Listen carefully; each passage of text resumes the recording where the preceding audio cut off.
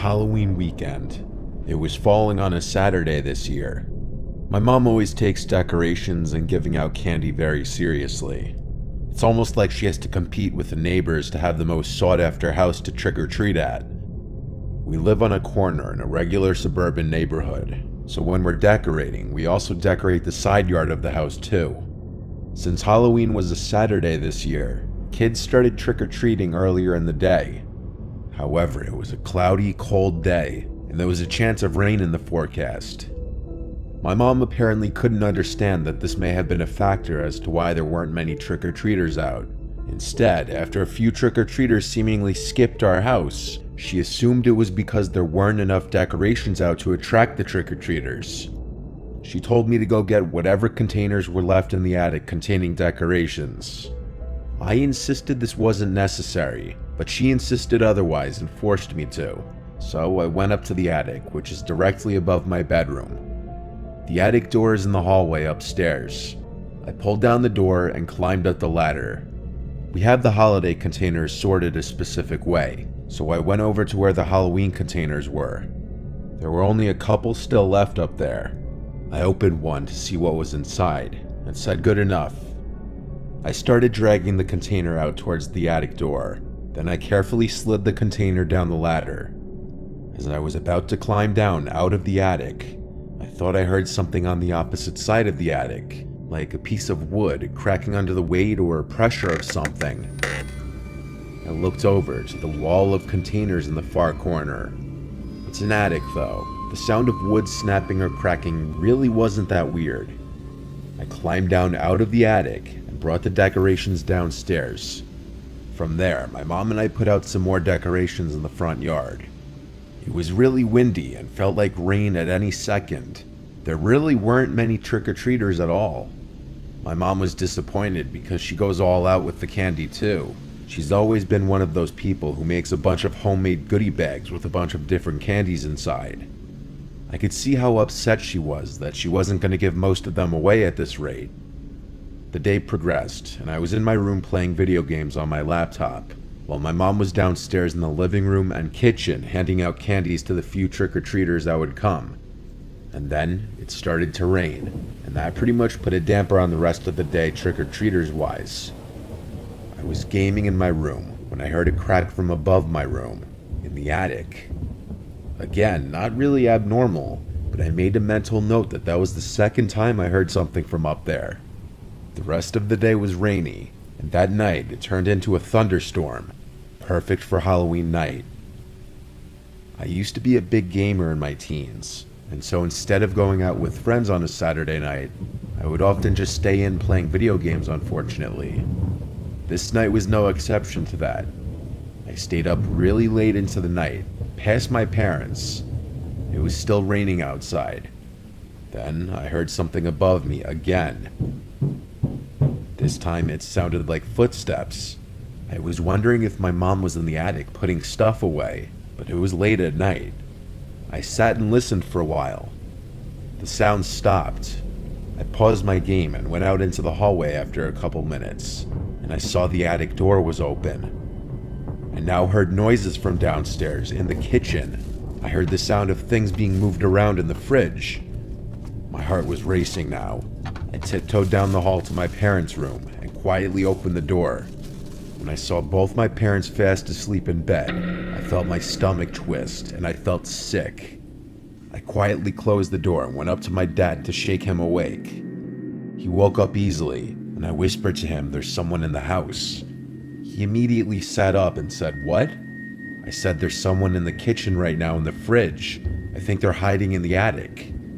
My dad is not a large or confrontational man. He keeps a police baton under his bed in the case of an emergency, but I don't think he ever thought he'd have to actually use it. My dad told me to stay quiet. He went to go look out into the hall quietly. When he came back inside, he whispered that he saw someone down the hall climbing into the attic. He shut the bedroom door and he locked it and then called 911. By now, my mom was awake too, but we all stayed as quiet as possible and didn't freak out. It was now a waiting game until the police showed up. My dad went downstairs to open the front door. The attic door was now shut. police had to go inside, and they found some homeless-looking man hiding in the corner behind that wall of containers. The sounds I was hearing were in fact from a person the whole time. The man, while seeming dirty and kind of scary looking, apparently was very straightforward and honest, that he simply walked in when he saw the front door was open the day before, and he had no place to sleep. He brought one of our blankets up there, and there was a jar of peanut butter up there too that he was eating. The whole thing is still very disturbing, and I wonder how things would have played out if I or my father confronted the man instead of the police. My parents didn't press any charges.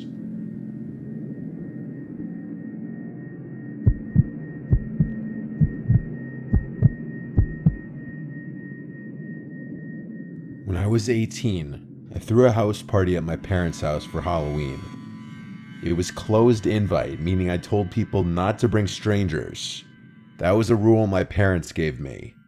They were not at the house that weekend, which was why I was able to throw the party, with another rule being the place needed to be even cleaner than it was before the party. I invited around 50 people, and probably around 40 ended up showing up. The party started around 6. It was starting to get dark out. It would be partially in the backyard and partially the first floor.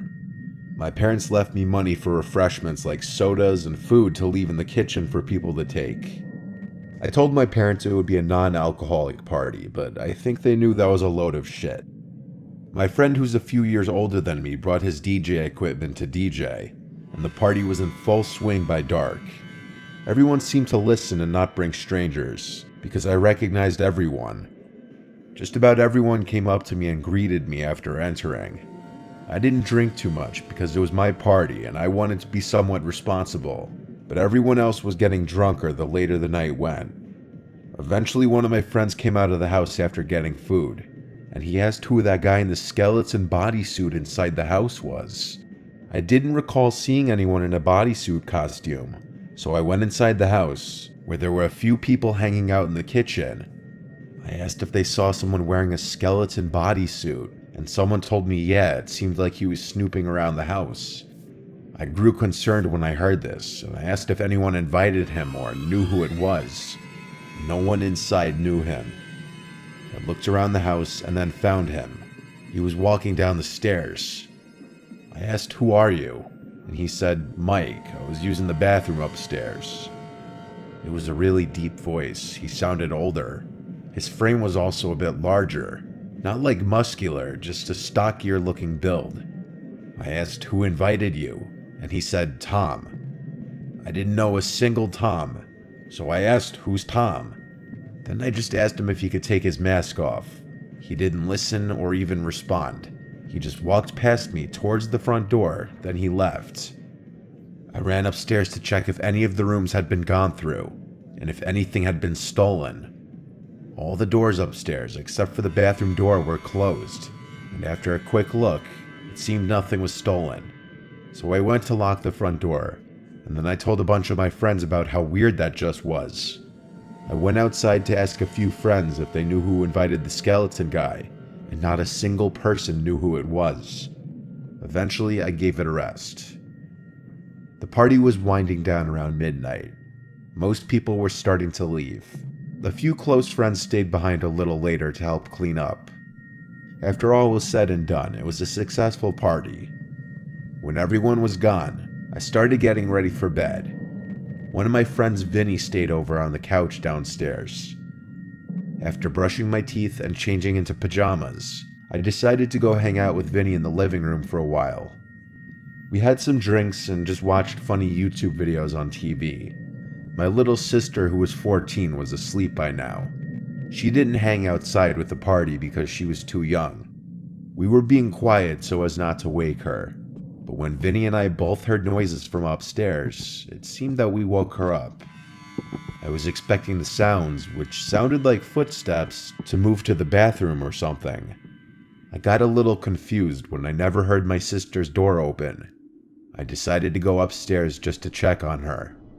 I knocked on her door and she didn't answer. I opened it a crack and saw that she was sleeping. So what were those sounds I was hearing then? I went to my parents' room. and realized the door wasn't clicked shut. I was able to just push it open without twisting the doorknob, which was odd because I made sure their door was closed before the party. I looked inside the room without turning on the lights. Then, as I backed out of the room, I looked through the crack of the door, and on the other side, I saw that guy in the skeleton bodysuit. I made no mistake, I knew what I was looking at. I'm impressed with myself for not running or screaming. I pretended I didn't see him and pulled the door closed. Then I went downstairs and told Vinny that the guy from before is in the house. I had him call 911 and tell them that there's an intruder in the house, while I tiptoed back upstairs to my sister's room, went inside, and shook her to wake her up. I explained to her what was going on and made sure she would be quiet while following me downstairs. She did a good job not freaking out either. When we were downstairs, we met Vinny in the kitchen by the back door, where we went outside to the backyard. Then we cut through the side to the front and went to our neighbor's house, ringing the bell at least 3 times. Our neighbor let us wait with him for the police, but at some point before the police got there, that guy escaped through our parents' bedroom window. I know because the window was now open. Their closet door was also open where my dad keeps his safe. It's as if it were someone who knew about the safe being there that tried breaking into it or just taking the whole safe out from the floor. It was obvious how the man broke in. He simply just walked into the party again. It could have been any number of people though. We never found out who it was, but it was someone who knew I was having a party, someone older, and someone who knew about my parents' safe. My sister ended up telling our parents about it, and obviously that was the last party I was ever allowed to throw at their house.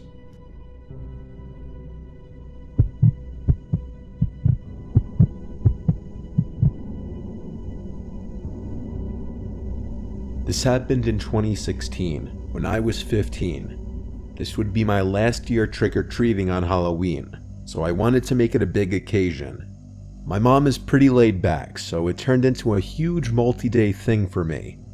The day before Halloween, I would have a sleepover with my friends Davis and Zach, skip school the next day on Halloween, trick-or-treat with Davis and Zach, and then have a sleepover with just my girlfriend Amber and I. This story carries into both nights, so I'll try to explain the best I can. My basement had just gotten renovated into a man cave, so obviously my friends and I wanted to stay down there for the night. The basement had a long hallway right to the man cave. The light switch to the hallway didn't work. It had a pretty creepy vibe, but for tonight, that would be a good thing. My mom made us cookies and then we went down into the cave. It was around 11 p.m. and we had just finished watching the original Scream. Our second movie of the night would be Paranormal Activity, which none of us had watched before, and that's why I picked it. I remember pausing the movie not even 30 seconds in because of the motion-detected light in the backyard turning on. It lit the whole room up, ruining the creepy vibe we had going. So I waited for the 30-second timer so it would turn off, and then unpaused the movie. Then after about another 30 seconds, the light went off for a second time, and I started getting annoyed. Davis asked me what kept making it turn on, and I said I had no clue. 30 more seconds passed by, and the light turned off again, and I played the movie again. It was at this point I wanted to know what the hell was going on, and so I asked for Davis and Zach to come upstairs with me so I could see what it was. They agreed and went up the stairs to look through my back door. By the time we got there, the light in the backyard had turned off, so it was hard to see. We stood for 5 minutes waiting for something to happen, but nothing ever did. We went back down to the den and decided to turn off the movie for the night and just sit on our phones and talk. We weren't really invested in it anyway. About 2 hours later, everyone was asleep except for me. I was just scrolling on my phone when the familiar glow of the motion light came through the window for now the 4th time. I was exhausted though, and so I figured it was just another group of kids trying to prank us or something. But the more I thought about it, the less it made sense. I figured I would check the backyard one last time, and just like I thought would happen, no one was out there. I gave up, so I went back down to the den and called it a night. The next night came in the blink of an eye, The next thing I knew, I had a bag full of candy. I felt kind of sad. In a way, this was like my childhood ending. However, I figured I should just try and enjoy the night and not reminisce. At this point, I still had lingering thoughts about the previous night, whether I should tell Amber or not. She was scared of everything, and I didn't want to ruin a night with her over a story. We were at one of our last houses on the route we took, when Amber let out a loud yell in pain. We asked what happened, and then she told us that she had a rock thrown at her. I turned around to find some guy in a clown mask standing around 15 feet behind us. This was amid the clown epidemic. I told him to get lost, but he just stood there. I analyzed him a bit more and realized this guy looked like a grown man. He only had a clown mask on also. The rest of his quote-unquote costume was just normal clothes. We kept walking, but all the man did was stand there. It was at this point we called it a night and skipped the last few houses out of anxiety. We went back to my house so my friends could get picked up. And just like that, it was just my girlfriend and I looking at candy on the floor in the den. She asked if we could watch a movie, and so I decided that I would just turn on Paranormal Activity again later that night to finish it. I remember the scene in the movie perfectly. It was Mika walking around to find his girlfriend, when suddenly the screen went black, and the dimmed lights in the cave turned off. My girlfriend and I looked at each other. I realized the power went out. This immediately made me start to get paranoid. The power had never gone out in this house unless there was a storm. I checked my weather app and it said it was normal conditions that night, not even a little bit of rain. I told Amber to stay in the cave, but she felt scared down there, so she decided to come upstairs with me to see what was going on. The generator to the house was in the backyard, and that's when I got the terrible feeling in my stomach. The thoughts of last night creeping back to me, and this time I didn't have Davis and Zach with me, and Amber wasn't very strong. All the worst thoughts came to my mind as I opened the sliding door to the backyard. All I heard was crickets chirping. I figured that maybe I was just overthinking. Amber and I passed by the motion light, which didn't kick on now. I was about 5 feet from the generator when I thought I heard a twig snap. Amber and I looked towards the forest on the far side of the yard, with the only sounds being crickets. But we felt like we were being watched. I almost felt like I had to throw up. I decided we'd rather stay in the house with no lights on than be out here. I didn't want to be outside any longer. Amber started making her way inside, and that's when I saw him. The same guy in a clown mask, standing to the side of my shed. We just stared at each other for a while, like he was trying to scare us. And then he suddenly jumped forward and started sprinting at us. I ran to the back door and slammed it shut after Amber. We ran down into the cave, and we got behind the bar in the corner of the room. That's when I realized I never locked the back door, and we heard a slam from upstairs. Now everything was silent in the man cave.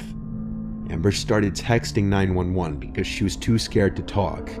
She explained that there was a man in the house. Minutes felt like hours. It must have been like 10 minutes tops, and the sound I had been dreading to hear came. The basement door opening. I heard footsteps come down the stairs and down the hallway. My girlfriend was breathing too loud. I had to cover her mouth.